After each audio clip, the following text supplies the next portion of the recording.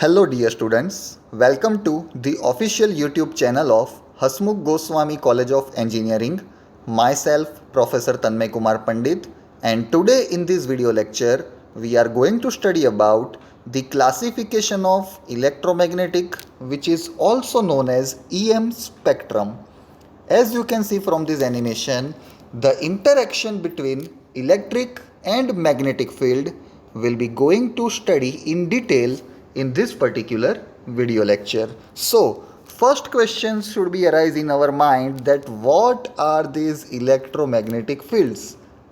So, our earth in which we live is nothing but a perfect magnet where जो अर्थ है जिसमें हम रह रहे हैं ना वो एक मैग्नेट की तरह ही वर्क करता है जिसका आर्कटिक रीजन जो है वो as a south pole work करता है। इसीलिए आप देखना जो भी आर्कटिक रीजन होगा वो आपके कंपास में से उसका जो नॉर्थ पोल है, हमको जो कंपास या होका यंत्र हम जिसको बोलते हैं वो सिर्फ नॉर्थ पोल को ही आइडेंटिफाई करेगा।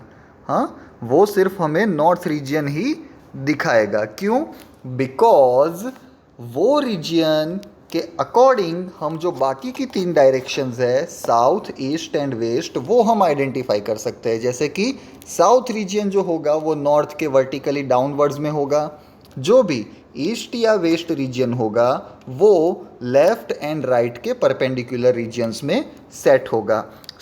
यहाँ पे भी आप इस एनिमेशन में जैसे देख पा रहे हैं कि हमारी जो अर्थ है वो एज अ मैग्नेट वर्क करती है, जहाँ पे ये जो मैग्नेटिक फील्ड लाइंस भी यहाँ पे डिस्क्राइब की गई है। तो इलेक्ट्रोमैग्नेटिक फील्ड में जो भी मैग्नेटिक टर्म है वो हमारे अर्थ को कोरिलेटेड रख के बनाई गई है। ठीक है, तो अभी इलेक्ट्रिक फील्ड भी ज़रूरी है क्योंकि जब इलेक्ट्रिक फील्ड हमारे मैग्नेटिक फील्ड से इंटरेक्शन करेगा तभी जाके हमें इलेक्ट्रोमैग्नेटिक फील्ड जानने को मिलेगा और उसका जो स्पेक्ट्रम है तभी हम एनालाइज कर पाएंगे। उसके अलावा तो हमारे पास कोई ऑप्शन ही नहीं है। उसके लिए अभी ये जो आप देख रहे हो ये सन है, ठीक है, और ये जो सन में से हीट एनर्जी निकल के आ रही है और वो हीट एनर्जी क्या करती है, लाइट रेडिएशन को ट्रांसमिट करती है। ये जो लाइंस आप देख रहे हो वो लाइट रेज है जिसको इन जनरल हम फोटॉन्स भी बोलते हैं। फोटोन रेडिएशन भी हम उसको कंसीडर करते हैं। Thus, the photon radiations which are transmitted from the solar system, they will now interact with our Earth's magnetic field. अभी मैक्सवेल नाम के एक फिजिसिस्ट ने ऐसा डिस्कवर किया था कि ये जो फोटॉन्स है वो स्पेस में ट्रैवल होने वाला इलेक्ट्रिक फील्ड ही है। तो ये जो फोटॉन्स है, जो सोलर रेडिएशंस हम जिसको कंसीडर करते हैं वो एक तरह से इलेक्ट्रिक फील्ड ही है। तो यहाँ का जो इलेक्ट्रिक फील्ड है जो स्पेस से ट्रैवल होके हमारे अर्थ के मैग्नेटिक फील्ड के साथ इंटरैक्ट करेगा, उसके बाद जो हमें कंबाइन इफेक्ट देखने को मिलेगी, जो हम ऑब्जर्व करेंगे वो होगी इलेक्ट्रोमैग्नेटिक इफेक्ट। तो इस तरीके से इलेक्ट्रोमैग्नेटिक फील्ड जनरेट होता है। ये बेसिक कंसेप्ट समझाना इसीलिए ज़रूरी था क्योंकि काफ़ी सारे स्टूडेंट्स को ये कंसेप्ट क्लियर ही नहीं होता है कि इलेक्ट्रोमैग्नेटिक फील्ड आखिर जनरेट कैसे हुआ। क्यों, हमारे पास तो और भी सारे प्लैनेट्स हैं, सैटर्न है, मार्स है, लेकिन हमारे अर्थ पे ही क्यों ये इलेक्ट्रोमैग्नेटिक फील्ड इफेक्ट कर रहा है। ठीक है, तो ये समझने के लिए हमने ये पूरा एनिमेशन स्टडी किया। Okay, so now we will discuss about the different segments of electromagnetic spectrum, and here in this pictorial representation electromagnetic spectrum is classified in 7 different segments. यहाँ पे हमने इलेक्ट्रोमैग्नेटिक स्पेक्ट्रम को टोटल 7 पार्ट्स में divide किया है। यहाँ पे जैसे आप देख पा रहे हो या तो उसकी वेवलेंथ कंसीडर करो, उस हिसाब से हम उसको चेंज करेंगे, या तो उसकी फ्रीक्वेंसी। एक चीज़ ध्यान में रखनी है, वेवलेंथ और फ्रीक्वेंसी ये दोनों अलग अलग चीज़ है। अगर यहाँ पे आप देख रहे हो ये एक वेव है, कंटिन्यूअस वेव यहाँ पे आप देख पा रहे हो, ये इसका वेव का पीक आया, ये यहाँ पे एक पीक आया, तो एक पीक से दूसरे पीक तक का जो भी डिफरेंस है ना, जो हायर पिक्स है या डिप्स है, जो भी आप कंसीडर करना चाहो, दो पिक कंजिक्यूटिव या दो कंजिक्यूटिव डिप, उन दोनों के बीच का जो डिफरेंस होगा वो होगी आपकी वेवलेंथ। और यहाँ पे हमने वेवलेंथ को मीटर यूनिट में रिप्रेजेंट किया है। ओके, और वेवलेंथ अगर कम होगी तो फ्रीक्वेंसी ज़्यादा होगी, because frequency and wavelength are inversely proportional to each other. सो यहाँ पे जैसे आप देख पा रहे हो वेवलेंथ की रेंज है 10⁻³ से लेके 10⁻⁻12, मतलब कि यहाँ पे वेवलेंथ डिक्रीजिंग ऑर्डर में है। मतलब अगर मेरे पास पहला जो इलेक्ट्रोमैग्नेटिक स्पेक्ट्रम का जो पार्ट मैं यहाँ पे ऑब्जर्व कर रहा हूँ वो रेडियो वेव्स है और लास्ट है गामा रेस, तो अगर मैं उनको वेवलेंथ के रेफरेंस में स्टडी करूँगा तो हाँ मैं ये कह सकता हूँ कि रेडियो वेव्स की वेवलेंथ ज़्यादा होती है कंपेयर टू गामा रेज। इसी तरीके से उसका एकदम रिवर्सिबल स्टेटमेंट अभी हम स्टडी करेंगे, उसका कोरोलरली। सो फ्रीक्वेंसी, अभी यहाँ आप देखिए इसकी वेवलेंथ थी 10⁻³ मीटर, तो उसकी फ्रीक्वेंसी कितनी आई 10⁻⁴ हर्ट्ज, दैट मीन्स 10,000 हर्ट्ज, ये उसकी फ्रीक्वेंसी है। और सिमिलरली यहाँ पे आप देखिए गामा रेस की वेवलेंथ जो 10⁻⁻12 मीटर के ऑर्डर में थी, उसके रिस्पेक्टिव में उसकी कॉरस्पॉन्डिंग फ्रीक्वेंसी क्या हो गई 10⁻20 हर्ट्ज। तो जैसे कि मैंने आपको समझाया था कि वेवलेंथ ज़्यादा होगी तो फ्रीक्वेंसी कम होगी, तो इसी तरीके से यहाँ पे क्या हुआ, रेडियो वेव्स की वेवलेंथ ज़्यादा है compare to gamma rays, but frequency में उसका इन्वर्स हमने ऑब्जर्व किया, मतलब कि रेडियो वेव्स की फ्रीक्वेंसी बहुत कम है compare to the gamma rays. Okay, so ये जो अलग अलग 7 सेगमेंट्स है उसको हमें स्टडी करना है। सो यहाँ पे जैसे मैं देख पा रहा हूँ विजुअल में कि वेवलेंथ तो कंपेरेटिवली डिक्रीज यहाँ पे होती हुई दिख रही है, और यहाँ पे जो नंबर है वो उसकी रेंज को डिस्क्राइब करते हैं। मतलब कि रेडियो वेव्स की रेंज कहाँ तक है 10⁻³ से लेके 10⁻⁻² तक। जैसे ही मेरा इलेक्ट्रोमैग्नेटिक वेव 10⁻⁻² की वेवलेंथ को अचीव करेगा, वहाँ पे मैं रेडियो वेव्स को ऑब्जर्व नहीं कर पाऊंगा। उसकी कॉरस्पॉन्डिंग फ्रीक्वेंसी में आप यहाँ पे देखिए 10⁻⁴ से लेके 10⁻8। अभी आप सोचिए आपके पास भी अगर कोई रेडियो रिसीवर हो, आपके मोबाइल में भी होगा, जिसमें आप काफ़ी सारे FM रेडियोज़ आप लिसन करते हो ना, जैसे कि 91.1, उसके बाद एक यूनिट होता है, वो यूनिट होता है मेगाहर्ट्ज़, और आप उसको FM इसीलिए बोलते हो क्योंकि वो FM का फुल फॉर्म है फ्रीक्वेंसी मॉड्यूलेशन। उसके अलावा दो अलग उसके पार्ट होते हैं, एक होता है AM जिसको हम बोलते हैं एम्पलीट्यूड मॉड्यूलेशन, जिसमें हम वेव का ये जो होता है ना यहाँ से लेके यहाँ तक का डिफरेंस, उसकी हाइट, वेव की जो हाइट होती है वो उसका एम्पलीट्यूड होता है। अगर हम उसको इंक्रीज या डिक्रीज करते हैं उस प्रोसेस को हम बोलते हैं एम्पलीट्यूड मॉड्यूलेशन।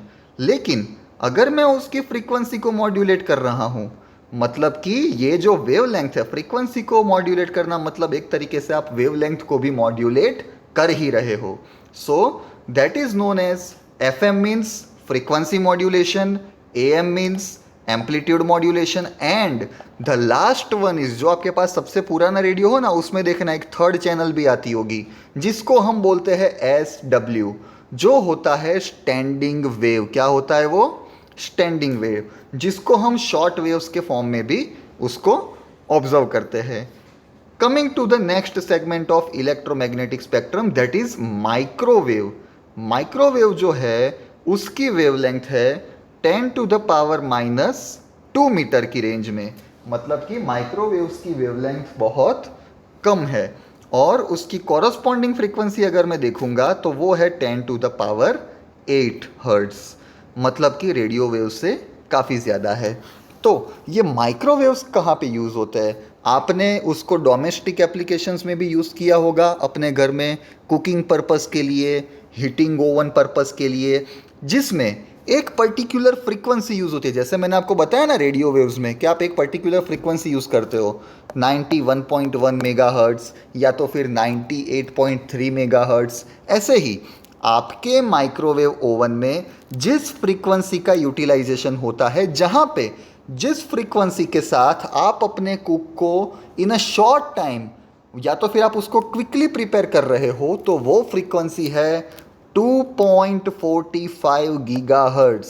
और ये पर्टिकुलर फ्रीक्वेंसी रेंज को हम टेली कम्युनिकेशन के पर्पज़ में भी यूज़ करते हैं।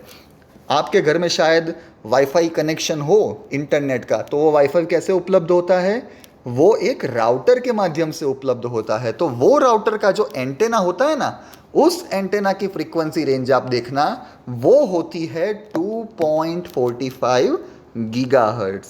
तो ये माइक्रोवेव फ्रीक्वेंसी का बहुत बड़ा एडवांटेज है। अभी उसे आगे जाते हैं। माइक्रोवेव्स के बाद आता है इंफ्रारेड वेव्स। क्या आता है? इंफ्रारेड वेव्स, जिसकी वेवलेंथ है 10 टू द पावर -5 मीटर और उसकी कॉरस्पॉन्डिंग फ्रीक्वेंसी रेंज है 10 टू द पावर 12 हर्ट्ज। मतलब कि माइक्रोवेव से भी ज़्यादा फ्रीक्वेंसी रेंज है उसकी। अभी ये इंफ्रारेड सिग्नल को हमने कहाँ ऑब्जर्व किया है? देखिए, आप सबके घर में टेलीविजन्स तो होंगे ही। वो टेलीविज़न का एक रिमोट कंट्रोल होता है। तो वो रिमोट कंट्रोल से जो हम सिग्नल्स भेजते हैं ना, तो हमारा remote control as a transmitter work करता है। और जो भी आपका सेट टॉप बॉक्स हो या आपका टेलीविज़न हो, जो सिग्नल रिसीव करेगा उसको हम रिसीवर बोलते हैं। सो इंफ्रारेड रेज का यूटिलाइजेशन वहाँ पे है। आपके रिमोट में से जो भी रेज निकल के आपके टेलीविज़न या सेट टॉप बॉक्स या आपके डीवीडी प्लेयर तक पहुँच रही है, तो वो जो सिग्नल की जो फ्रीक्वेंसी है, जिसको हम हमारी नेकेड ह्यूमन आई से नहीं ऑब्जर्व कर सकते, सो वो सिग्नल्स है इंफ्रारेड सिग्नल्स। सो आप देखिए इलेक्ट्रोमैग्नेटिक स्पेक्ट्रम कितना ब्रॉड है। उसमें रेडियो वेव्स भी मौजूद है, माइक्रोवेव्स भी मौजूद है और इंफ्रारेड किरण भी मौजूद है। तो ये सारे जो सिग्नल्स है एक ही स्पेक्ट्रम के अंदर है, लेकिन सबकी फ्रीक्वेंसी रेंज अलग अलग है, वेवलेंथ रेंज अलग अलग है। इसी तरीके से हमने उनको बाइफरगेट किया है। सो ये तीन पार्ट्स हमने पढ़ लिए, radio waves, microwaves and infrared. ये तीन वेवलेंथ या फ्रीक्वेंसी रेंज ऐसी थी जिसको हम अपनी नेचुरल आई से हम उसको नहीं देख पाते हैं।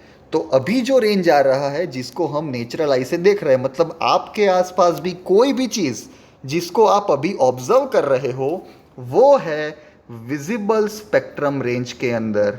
मतलब कि वो कहाँ से स्टार्ट होती है? 10⁻⁻6 मीटर की वेवलेंथ, और उसकी एक फ्रीक्वेंसी रेंज क्या है? 10 टू द पावर 12 से लेके 10 टू द पावर 15 तक है। तो इस बीच यहाँ पे जैसे आप देख पा रहे हो फ्रीक्वेंसी के अकॉर्डिंग उसका कलर भी डिस्क्राइब किया है। तो यहाँ से मतलब कि ओनली विजिबल सेगमेंट ही हम ऑब्जर्व कर पा रहे हैं, बाकी सब डार्क है जिसको हम क्लियरली ऑब्जर्व नहीं कर पा रहे हैं। और उसको ब्रॉड करके यहाँ पर दिखाया गया है कि कौन कौन से कलर्स उसमें मौजूद रहेंगे।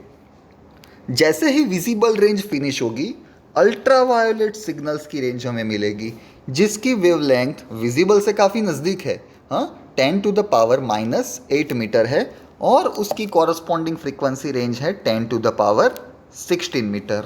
सो अल्ट्रावायोलेट्स का भी काफ़ी सारा यूटिलाइजेशन है। यूवी रेज, हम कोई स्पेक्ट्रोस्कोपी करनी है, कोई मटेरियल की स्ट्रक्चरल अरेंजमेंट हमको जाननी है, तो अल्ट्रावायोलेट और विजिबल स्पेक्ट्रम का उधर यूटिलाइजेशन होता है। आगे अगर आप रिसर्च फील्ड में जाते हो तो ये यूवी विजिबल स्पेक्ट्रोस्कोपी एक बहुत ही बड़ा पैरामीटर होगी आपके टास्क को फुलफिल करने के लिए कि स्ट्रक्चरल अरेंजमेंट कौन सा है, बॉन्डिंग कौन कौन सी है, कौन से इंटरेक्शन अंदर पॉसिबल है। देन उसके आगे अगर जाते हैं तो वेवलेंथ और कम होगी, अल्ट्रावायोलेट से जैसा आगे जाएंगे वैसे। तो वो जो स्पेक्ट्रम है उसका नाम है एक्सरेज। एक्सरेज की वेवलेंथ है 10 to the power -10 metre and उसका जो कॉरस्पॉन्डिंग फ्रीक्वेंसी रीजन है वो है 10 टू द पावर 18 हर्ट्ज। तो एक्सरे का तो आप यूज़ जानते ही हो कि मेडिकल साइंस में उसका काफ़ी सारा यूटिलाइजेशन है और उसके लिए पर्टिकुलर रूम अरेंजमेंट या जो डार्क रूम की जो फैसिलिटीज़ चाहिए वो सब भी आप जानते हो। सो ये एक्सरेज जो है वो इस पर्टिकुलर फ्रीक्वेंसी पे वर्क करता है, इसीलिए एक्सरे का जो मशीन होता है उसका कंस्ट्रक्शन भी इसी वेवलेंथ और इसी फ्रीक्वेंसी रेंज पे वर्क करे, ऐसा डिज़ाइन किया जाता है। उसके बाद जो आते हैं वो है गामा रेज। क्या आते हैं? Gamma rays. उसकी वेवलेंथ सबसे कम 10⁻⁻12 की रेंज में, और उसकी फ्रीक्वेंसी रेंज बहुत ही ज़्यादा, मतलब कि 10⁻20। अभी यहाँ पे तो हमने देख लिया इलेक्ट्रोमैग्नेटिक स्पेक्ट्रम के कौन कौन से पार्टीशन है, मतलब कि उसके 7 डिफरेंट सेगमेंट्स कौन कौन से हैं। अभी हम उसकी एग्जैक्ट लिमिटेड फ्रीक्वेंसी रेंज, उसकी कॉरस्पॉन्डिंग वेवलेंथ रेंज, उसका जो एप्लीकेशन एरिया है वो, या तो हम उसको कैसे डिटेक्ट कर सकते हैं, ये पूरी चीज़ हम एक टेबुलर फॉर्म में देखने जा रहे हैं। So different types of electromagnetic waves. So number 1 type is radio wave. यहाँ पे उसकी एग्जैक्ट वेवलेंथ रेंज और फ्रीक्वेंसी रेंज डिनोट की गई है। नंबर 1, रेडियो वेव्स के लिए ग्रेटर देन 0.1 मीटर की कोई भी वेवलेंथ रेंज अगर हम ले लेंगे तो radio waves will be generated. उसकी कॉरस्पॉन्डिंग फ्रीक्वेंसी रेंज भी 3 × 10⁻³ to 3 × 10⁸ अगर इसको प्रोड्यूस करना है, सी वेवलेंथ रेंज और फ्रीक्वेंसी रेंज हमने ऑलरेडी प्रीवियस स्कीमेटिक में हमने ऑब्जर्व कर ली है, तो अभी हमारा इसमें फोकस रहेगा कि how one can produce such radio waves and how one can detect the same. So जैसे ही रेडियो वेव्स, बेसिकली हमने रेडियो सिग्नल्स जो है, रेडियो सिटी 91.1 मेगाहर्ट्स, रेडियो मिर्ची 98.3 मेगाहर्ट्स, तो वो लोग ये सिग्नल कैसे प्रोड्यूस करते हैं? अगर आप उसके रेडियो स्टेशन पे गए हो, अगर आपने उसकी विजिट की है, सो आपने ऐसा देखा होगा, तो ये रेडियो वेव्स जो प्रोड्यूस होते हैं that is due to rapid acceleration and de acceleration of electrons in aerials. Okay, so जो ट्रांसमीटर होता है उसमें ये rapid acceleration and de acceleration electrons का होगा, तब जाके रेडियो वेव्स प्रोड्यूस होगी। And the detection, for detection we use receivers aerials. For microwaves, अगर माइक्रोवेव जनरेट करना है तो क्लाइस्ट्रॉन है और मैग्नेट्रॉन है, जिसके साथ हम माइक्रोवेव्स को जनरेट कर सकते हैं। आपका जो भी माइक्रोवेव होगा उसमें क्लाइस्ट्रॉन या मैग्नेट्रॉन 100% इनबिल्ट होगा। और उसको डिटेक्ट करना है तो डिटेक्ट करने के लिए हमारे पास है पॉइंट कॉन्टैक्ट डायोड्स। सिमिलरली उसके आगे अगर जाएंगे तो इंफ्रारेड। तो इंफ्रारेड कैसे जनरेट होता है? जो हमारे रिमोट में, जो टीवी या सेट टॉप बॉक्स रिमोट है हमारा, उसमें भी इंफ्रारेड वेव्स जनरेट होते हैं, जिसकी वजह से वो सिग्नल हमारे टीवी या सेट टॉप बॉक्स तक रिसीव होंगे।